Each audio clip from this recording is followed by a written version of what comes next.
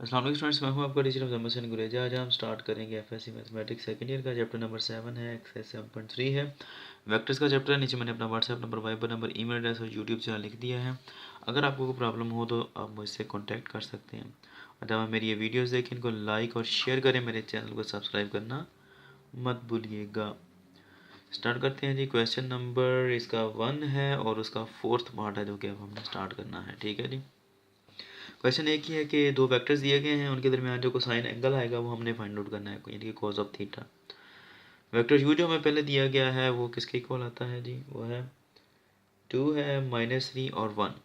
ये कोऑर्डिनेट्स की फॉर्म में दिया गया है, इसको हमने अभी वेक्टर फॉर्म में कन्वर्ट करना है। पिछले क्वेश्चन में मैंने आपको बताया है कि किस तरह करते हैं कि पहला कंपोनेंट जो होता है, पहला कोऑर्डिनेट वो एक्स का होता है, दूसरा वाई का, तीसरा जी का। इसको आई के साथ लिखते हैं, इसको जे के साथ, इसको के साथ। तो ये क्या आएगा, 2 मैग्नीट्यूड और आई कंपोनेंट। उसके बाद माइनस लिखा तो माइनस लगाना, -3 है। ठीक है जी। अगर नहीं तो प्लस आएगा। दूसरा कंपोनेंट किसका होगा, जे का। तीसरा 1 आ रहा है, 1 आपको पता नहीं लिखते हैं, लेकिन कोई साइन नहीं है माइनस का तो प्लस आएगा, सिंपल के लिख देंगे यहाँ पे। वी वेक्टर किस तरह लिखेंगे, ये क्या आ रहा है, 2 है तो 2 है, लेकिन फर्स्ट है चूँकि तो इसलिए आई वेक्टर आएगा। उसके बाद यहाँ पर कोई साइन नहीं आ रहा, नेगेटिव तो प्लस आ जाएगा। ठीक है जी। 4, उसके बाद ये सेकंड कंपोनेंट किसका होता है, जे का, तो जे लगा दिया। उसके बाद प्लस, उसके बाद ये 1 लिखने की ज़रूरत नहीं होती है, सिर्फ किया जाएगा। ठीक है जी। तो ये हम इनको वेक्टर्स बना दिया है। फाइंड आउट क्या करना है, कॉज ऑफ थीटा उसने कहा है हमने फाइंड आउट करना है। इसका जो फार्मूला यूज़ किया जाता है वो क्या होता है, u dot v is equal to u magnitude into v magnitude cos of theta. हमें क्या चाहिए, कॉज ऑफ थीटा। तो ये दोनों यहाँ पर एक्स्ट्रा हैं, मल्टीप्लाई हो रहे हैं, तो इधर आ जाएगा। जब इधर आएगा तो क्या हो जाएगा, साथ साथ डिवाइड।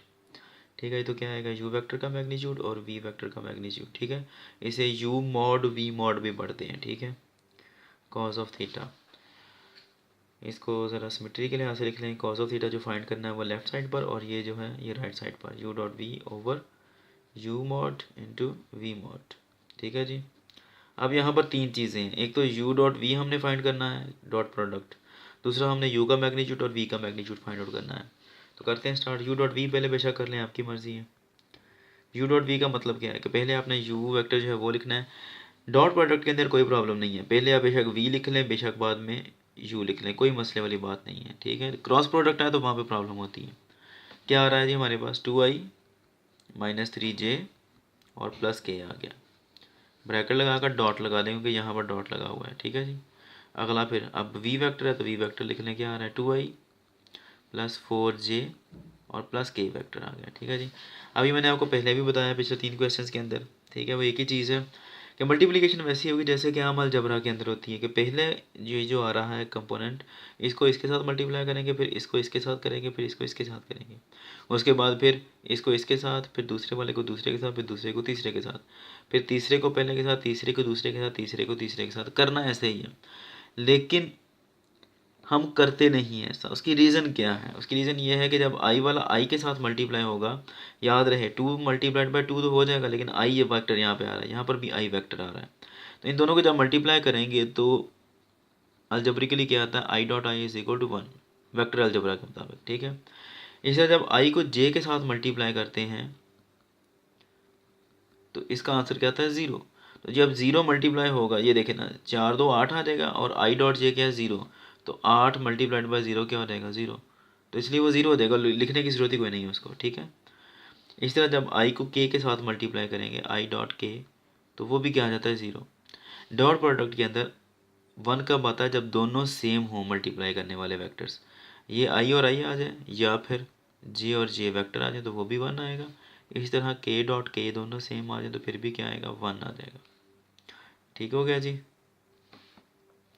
अब हम मल्टीप्लाई किस तरह करेंगे, इसको सबको मल्टीप्लाई नहीं करना, आई वाले को आई वाले के साथ, जे वाले को जे वाले के साथ, और के वाले को के वाले के साथ मल्टीप्लाई कर देंगे।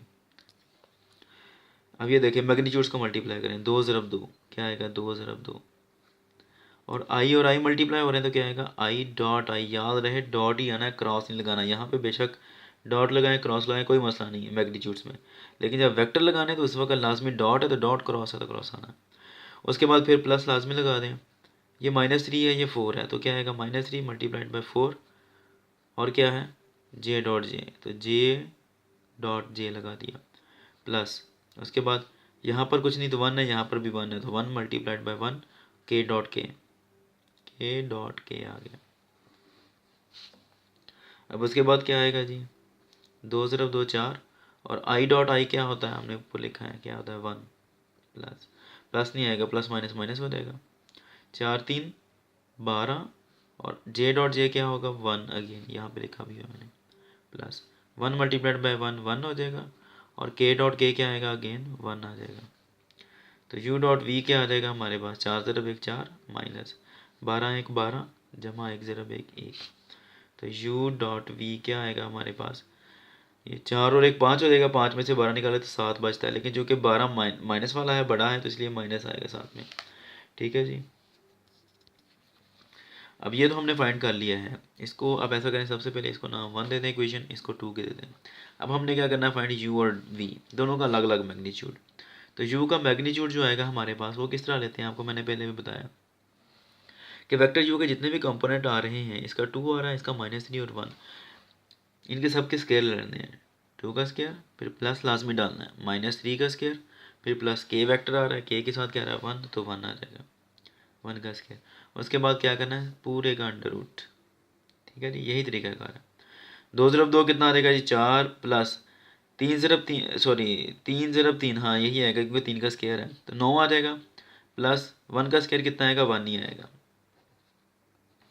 अब यहाँ पर देख लें कितना आता है, 9 और 1 10, 10 और 4 14, तो ये कितना आ जाता है, अंडर रूट 14। ठीक है जी, यू वेक्टर क्या आ जाएगा, यू वेक्टर का मैग्नीट्यूड अंडर रूट 14 आ गया। इसको आप इक्वेशन नंबर 3 कह लेते हैं।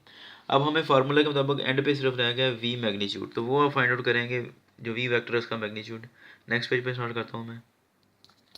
तो ये सारा डाटा मैंने नेक्स्ट पेज पर लिख लिया ताकि कोई प्रॉब्लम ना हो। ठीक है जी, यू मॉड हमने फाइंड कर लिया, वी मॉड की बारी है। वी मॉड क्या आएगा हमारे पास, मैग्नीट्यूड यानी कि उसका, वो आपको मैंने बताया है, वेक्टर वी यहाँ पे लिख भी लिया आसानी के लिए, कि जो आई कंपोनेंट आ रहा है, ठीक है, उसका जो मैग्नीट्यूड आएगा आई कंपोनेंट का, उसका स्केयर, आई कंपोनेंट का मैग्नीट्यूड कितना आ रहा है 2, उसका स्केयर, फिर प्लस लाजमी लगाना है। जे का मैग्नीट्यूड कितना आ रहा है 4, 4 का स्केयर, प्लस के का कोई नहीं है तो 1 होगा साफ सारा, उसका स्केयर, और अब इस सारे के ऊपर स्केयर रूट आ जाएगा। वी वेक्टर का मैग्नीट्यूड जो है वी मॉड इक्वल आएगा, 2 2 4 हो जाते हैं, जमा 4 4 16, और 1 का स्केयर 1 ही होता है। ठीक है जी, 16 और 4 20 और 1 21, तो वी मॉड कितना आ गया जी हमारे पास 21 स्केयर रूट आ गया। ठीक है जी, ये आ जाता है हमारे पास। अब हमने क्या करना है, इसको अगर आप यहाँ पर ही सॉल्व करना चाहते हैं तो आप मज़ीद इसको सॉल्व कर सकते हैं, अगर नहीं भी करना ना, ही बेटर है कि अगले में चले जाएँ। तो अब हम इसको कर लेते हैं क्वेश्चन नंबर 4, पुट 2 3 एंड 4 इन 1। इसको 4 कहा था, इस वाले को कितना कहा था हमने 3, इसको कहा था 2, और इसको कहा था इक्वेशन 1। ठीक है जी, अब इसको और इसको तीनों को उठाकर यहाँ पर रख दें, तो क्या आएगा हमारे पास, cos of theta is equal to क्या है, यू का mod, sorry u dot v है यहाँ पर, सॉरी, तो यू डॉट वी किसके इक्वल आ रहा है -7 के, तो -7 लगा दिया, whole divide by u mod कितना आ रहा है अंडर रूट 14, फिर उसके बाद डॉट, उसके बाद क्या आएगा जी वी मॉड कितना आ रहा है अंडर रूट 21। ठीक है जी, अब इसको सॉल्व कर लेते हैं, -7 ओवर 14 को हम अगर दो पेयर बना लें तो हम कह सकते हैं 2 ज़रब 7 14 होता है, या 7 ज़रब 2 14, डॉट इस तरह इसको कह सकते हैं 7 ज़रब 3 21। ठीक है जी, अब इसके ऊपर अंडर रूट की जो प्रॉपर्टीज़ आती हैं वो अप्लाई कर दें, इन सबको अलग अलग कर दें ज़रा, अंडर रूट 2 अलग कर दिया, फिर अंडर रूट 7 अलग कर दिया, डॉट उसके बाद यहाँ पर भी डॉट ही आता है खैर, फिर अंडर रूट 7 ये वाला अलग कर दिया, फिर अंडर रूट 3 अलग कर दिया। अब गौर करें, ये दोनों सेम है, जब ये दोनों मल्टीप्लाई होंगे तो क्या होगा, इनका स्केयर हो जाएगा। ठीक है जी, तो 7 अलहदा हो जाएगा। ये किस तरह होता है ये भी बता देता हूँ मैं आपको। 7 है, 7 का अंडर रूट, फिर उसके बाद 7 का अंडर रूट है, यहाँ पर 7 की पावर कितनी आ रही है 1/2, इसकी भी पावर कितनी आ रही है 1/2। अगर दोनों की बेस सेम हो तो पावर्स आपस में क्या हो जाती हैं, ऐड हो जाती हैं। ठीक है जी, बेस को एक बार लिखकर पावर्स को ऐड कर देते हैं, 1/2 प्लस 1/2, ये भी 1/2 ये भी 1/2 ऐड होगी। अब इन दोनों को सॉल्व कैसे करेंगे, इनका एलसीएम लेना पड़ेगा हमें। ठीक है जी, तो एलसीएम 2 ले लेते हैं इसका, 2 से 2 कट गया 1 बचा, जमा 2 से 2 कट गया 1 बचा, तो ये कितना आता है, अब इक्वल का निशान डाल देते हैं क्योंकि ये इक्वल है एक दूसरे के स्टेप्स। ठीक है जी, एक जमा है कितना हो गया 2 बटा ये नीचे 2 है, दोनों कट गए तो आंसर कितना है 1, जिसको हम लिखते नहीं सिर्फ 7 लिख देंगे। तो 7 अंडर रूट और 7 अंडर रूट जब दोनों मल्टीप्लाई होंगे तो आंसर क्या आएगा सिर्फ 7। ठीक है जी। तो अब ये दोनों लिखने की ज़रूरत नहीं है, अब सारा काम करने की ज़रूरत नहीं है, मैंने आपको समझा दिया साइड पर। तो -7 ये ऊपर वाला बटा ये 7 और 7 अंडर रूट मल्टीप्लाई होकर क्या आ जाएगा सिर्फ 7 आ जाएगा। अगर आप ज़्यादा से ज़्यादा लिखना भी चाहते हैं तो आप ऐसे लिख दें। ठीक है जी। अब ये 2 का अंडर रूट है और ये 3 का अंडर रूट है, तो हम इन दोनों को इकट्ठा कर लेते हैं एक अंडर रूट के अंदर। ठीक है, ये अंडर रूट की प्रॉपर्टीज़ हैं सारी की सारी, बल्कि अंडर रूट की प्रॉपर्टीज़ नहीं, ये पावर्स की होती हैं प्रॉपर्टीज़। ठीक है। अच्छा खैर, ये 7 उसका अंडर रूट कट गया तो पीछे क्या बचा सिर्फ 7 बचा। 3 ज़रब 2 मल्टीप्लाई हो जाएंगे 6 आ जाएगा। 7 से 7 कट गया, क्या बचेगा ऊपर सिर्फ -1 और नीचे क्या बचा अंडर रूट 6। ये क्या है, ये कॉज ऑफ थीटा है जो हम फाइंड आउट कर रहे हैं। कॉज ऑफ थीटा यहाँ पर भी, कॉज ऑफ थीटा यहाँ पर भी। उम्मीद है कि आपको समझ लगी होगी, ये उसका एंगल है जो कि हमने फाइंड करना था। उम्मीद है कि समझ लगी होगी। अगर समझ ना लगे तो हम इससे कांटेक्ट कर सकते हैं।